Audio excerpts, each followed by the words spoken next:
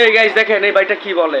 Israel যেরকম গাজার জন্য হুমকি, ঠিক আমাদের জন্য ভারত আমাদের জন্য হুমকি।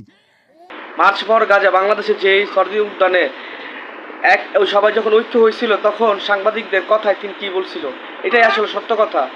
এই আগামী দিনে এই ভারত আমাদের উপরেই হত্যাযজ্ঞ চালাবে, কোনো সন্দেহ নেই। সে ভবিষ্যৎ গাজাবাসী হবে, ভবিষ্যৎ ফিলিস্তিন হবো।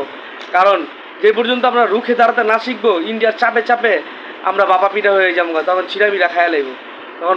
সুতরাং আমাদেরকে এখন থেকে প্রস্তুতি নিতে হবে। রাসূলুল্লাহ সাল্লাল্লাহু আলাইহি ওয়াসাল্লাম যে হাদিস বলেছেন, আইসাবাতান ইয়াহরুজাহুমুল্লাহু মিনান নার, আইসাবাতুন তাগজুল হিন্দ ওয়া আইসাবাতুন তাকুনু মা ঈসা ইবনে মারইয়াম। আমার উম্মতের দুইটি দল, তারা গজওয়াতুল হিন্দে শরীক হবে। একটি দল যারা গজওয়াতুল হিন্দে শরীক হবে, আরেকটি দল যারা বাইতুল মাকদিসে ইহুদিদের সাথে লড়াই করবে।